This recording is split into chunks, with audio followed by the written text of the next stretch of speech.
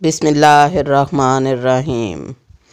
اگلی شخصیت جسے حساب کے لیے پیش کیا گیا اسے دیکھ کر میری اپنی حالت خراب ہو گئی۔ یہ کوئی اور نہیں، میری بیٹی لیلا کی سہیلی آسمہ تھی۔ اس کی حالت پہلے سے بھی زیادہ ابتر تھی۔ اسے بارگاہ احدیت میں پیش کیا گیا۔ پہلا سوال ہوا، 5 وقت نماز پڑھی یا نہیں؟ اس کے جواب میں وہ بالکل خاموش کھڑی رہی۔ دوبارہ کہا گیا، کیا تو مفلوج تھی؟ کیا تو خدا کو نہیں مانتی تھی؟ کیا تو خود کو معبود سمجھتی تھی؟ کیا تیرے پاس ہمارے لیے وقت نہیں تھا؟ یا ہمارے سوا کوئی اور تھا جس نے تجھے دنیا میں نعمتیں دی تھی؟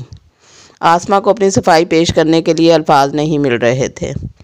اس کی جگہ فرشتے نے کہا، پروردگار یہ کہتی تھی کہ خدا کو ہماری نماز کی ضرورت نہیں ہے۔ خوب، اس نے ٹھیک کہا تھا، مگر اب اس کو یہ معلوم ہو گیا ہوگا کہ نماز کی ضرورت ہمیں نہیں، خود اس کو تھی۔ نماز جنت کی کنجی ہے، اس کے بغیر کوئی جنت میں کیسے داخل ہو سکتا ہے؟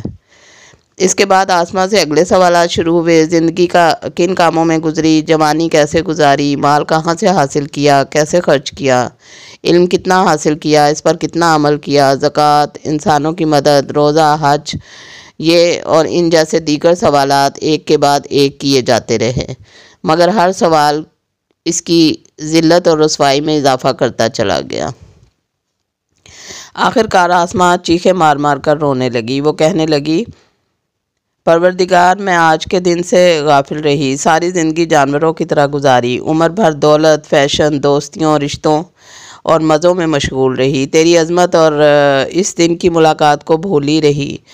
میرے رب مجھے معاف کر دے، بس ایک دفعہ مجھے دوبارہ دنیا میں بھیج دے، پھر دیکھ میں ساری زندگی تیری بندگی کروں گی، کبھی نافرمانی نہیں کروں گی، بس مجھے ایک موقع اور دے دے۔ یہ کہہ کر وہ زمین پر گر کر تڑپنے لگی۔ میں تمہیں دوبارہ دنیا میں بھیج دوں تب بھی تم وہی کرو گی، اگر تمہیں ایک موقع دے دوں تب بھی تمہارے رویے میں کوئی تبدیلی نہیں آئے گی۔ میں نے اپنا پیغام تم تک پہنچا دیا تھا، مگر تمہاری آنکھوں پر پٹی بندھی رہی، تم اندھی بنی رہی، اس لیے آج تم جہنم کے تاریک گڑھے میں پھینکی جاؤ گی۔ تمہارے لیے نہ کوئی معافی ہے نہ کوئی دوسرا موقع۔ پھر اس کے ساتھ بھی وہی کچھ ہوا جو اس سے پہلے لوگوں کے ساتھ ہو چکا تھا۔ آسمہ کا انجام دیکھ کر میری حالت دگرگوں ہو گئی۔ میرے لاشعور میں یہ خوف پوری طرح موجزن تھا کہ اگر اسی طرح میرے بیٹے جمشید کے ساتھ ہوا تو یہ منظر میں دیکھ نہ سکوں گا۔ میں نے صالح سے کہا، میں اب یہاں ٹھہرنے کی ہمت نہیں پاتا، مجھے یہاں سے لے چلو۔ صالح میری کیفیت کو سمجھ رہا تھا۔ وہ بغیر کوئی سوال کیے میرا ہاتھ پکڑے ایک سمت روانہ ہو گیا۔ راستے میں ایک جگہ انتہائی عبرتناک مناظر تھے۔ ان گنت صدیوں تک میدان حشر کے سخت ترین ماحول کی اذیتیں اٹھا کر لوگ آخری درجے میں بدحال ہو چکے تھے۔ دولت مند، طاقتور، بارسوخ، ذہین، حسین، صاحب اقتدار اور ہر طرح کی صلاحیت کے حاملین اس میدان میں زبوں حال پھر رہے تھے۔ ان کے پاس دنیا میں سب کچھ تھا، بس ایمان، عمل صالح کا ذخیرہ نہیں تھا۔ یہ پائے ہوئے لوگ آج سب سے زیادہ محروم تھے۔ یہ خوشحال لوگ آج سب سے زیادہ دکھی تھے۔ یہ آسودہ حال لوگ آج سب سے زیادہ بدحال تھے۔ ہزاروں برس سے خوار و خراب یہ لوگ موت کی دعائیں کرتے، رحم کی امید باندھے، کوئی سفارش اور شفاعت ڈھونڈتے ہوئے پریشان حال گھوم رہے تھے۔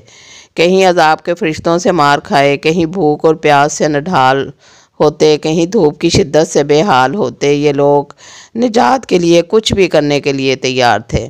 اپنی اولادوں کو، اپنے بیوی بچوں کو، اپنی ساری دولت کو، ساری انسانیت کو فدیے میں دے کر آج کے دن کی پکڑ سے بچنا چاہتے تھے، مگر یہ ممکن نہ تھا۔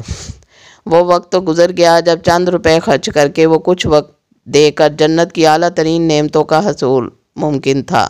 یہ لوگ ساری زندگی کیریئر، اولاد اور جائیدادوں پر انویسٹ کرتے رہے۔ کاش یہ لوگ آج کے اس دن کے لیے بھی کچھ انویسٹ کر لیتے تو اس حال کو نہ پہنچتے۔ میدان حشر میں بار بار لوگوں کا نام پکارا جاتا، جس کا نام لیا جاتا فرشتے تیزی سے اس کی سمت جھپٹتے اور اس کو لے کر پروردگار کے حضور پیش کر دیتے۔ لگتا تھا کہ فرشتے مسلسل اپنے شکار پر نگاہ رکھے ہوئے ہیں اور لاکھوں کروڑوں کے اس مجمع سے بالا تر وہ اپنے مطلوب شخص کو ڈھونڈ لیتے ہیں۔ میری متلاشی نگاہیں لاشعوری طور پر جمشید کو ڈھونڈ رہی تھیں، مگر وہ مجھے کہیں نظر نہ آیا۔ صالح میری کیفیت کو بھانپ کر بولا، میں جان بوجھ کر تمہیں اس کے پاس نہیں لے جا رہا۔ اس کے بیوی بچے ساس سسر سب کے لیے پہلے ہی جہنم کا فیصلہ سنایا جا چکا ہے، اور کچھ نہیں معلوم کہ اس کا انجام کیا ہوگا۔ بہتر یہ ہے کہ تم اس سے نہ ملو یہاں تک کہ اللہ تعالیٰ خود کوئی فیصلہ کر دیں۔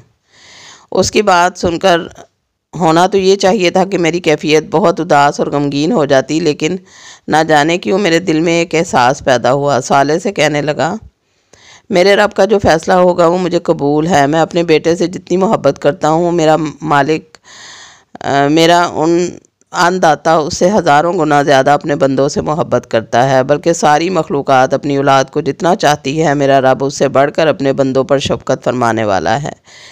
جمشید کی معافی کی اگر 1% بھی گنجائش ہے تو یقیناً اسے معاف کر دیا جائے گا، اور اگر وہ کسی صورت معافی کے لائق نہیں تو رب کے ایسے کسی مجرم سے مجھے کوئی ہمدردی نہیں، چاہے وہ میرا اپنا بیٹا ہی کیوں نہ ہو۔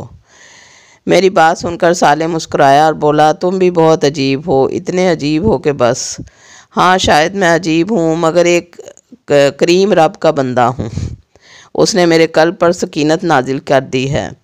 اب مجھے اس کی کسی کی کوئی پرواہ نہیں۔ ویسے ہم جا کہاں رہے ہیں؟ یہ ہوئی نا بات، اب تم لوٹے ہو، اب تم دوبارہ ایک باپ سے عبداللہ بنے ہو۔ لیکن میں تمہیں یہ بتا دوں کہ ابھی تک لوگوں کی نجات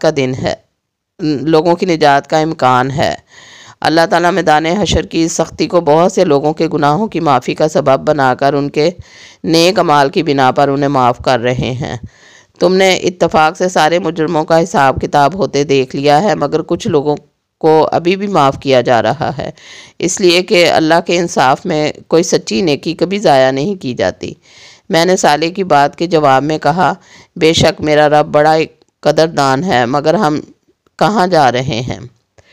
ہم دراصل جہنم کی سمت جا رہے ہیں۔ میں تمہیں اب اہل جہنم سے ملوانا چاہ رہا ہوں۔ تو کیا ہم جہنم میں جائیں گے؟ نہیں نہیں، یہ بات نہیں۔ اس وقت اہل جہنم کو جہنم کے قریب پہنچا دیا گیا ہے۔ یہ جو تم میدان دیکھ رہے ہو، اس میں الٹے ہاتھ کی سمت ایک راستہ بتدریج گہرا ہو کر کھائی کی شکل اختیار کر لیتا ہے۔ جہنم کے 7 دروازے اسی کھائی سے نکلتے ہیں، جیسا کہ تم نے قرآن میں پڑھا ہے کہ ان 7 دروازوں میں 7 مختلف قسم کے مجرم داخل کیے جائیں گے۔ صالح نے مجھے یہ تفصیلات بتا ہی رہا تھا کہ میں نے محسوس کیا کہ میدان میں نشیب کی سمت ایک راستہ اتر رہا تھا۔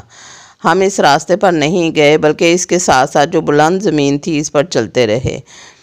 تھوڑی دیر میں یہ راستہ تنگ ہو کر کھائی کی شکل میں تبدیل ہو گیا۔ ہم اوپر ہی تھے، جہاں سے ہمیں نیچے کا منظر بالکل صاف نظر آ رہا تھا۔ اس راستے پہ جگہ جگہ فرشتے تعینات تھے، جو مجرموں کو مارتے گھسیٹتے ہوئے لا رہے تھے۔ تھوڑا آگے جا کر اس تنگ راستے پر کھائی پر رش بڑھنے لگا۔ یہاں کھوے سے کھوا چھل رہا تھا۔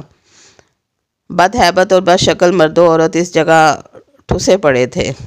یہ وہ ظالم اور فاسق و فاجر لوگ تھے جن کا انجام کا اعلان ہو چکا تھا، اور جہنم میں داخلے سے قبل انہیں جانوروں کی طرح ایک جگہ ٹھونس دیا گیا تھا۔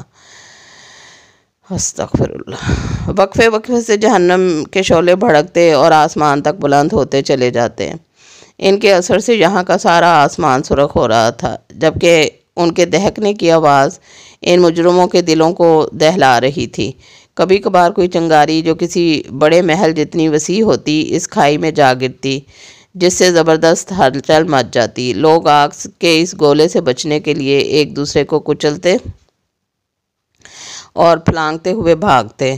ایسا زیادہ تر اس وقت ہوتا جب کچھ بڑے مجرم اس گروہ کی طرف لائے جاتے تو آگ کا یہ گولہ ان کا استقبال کرنے آتا، جس کے نتیجے میں ان لوگوں کی اذیت اور تکلیف میں اور اضافہ ہو جاتا۔ وَمَا عَلَيْنَا إِلَّا الْبَلَاغُ۔ اللہ حافظ۔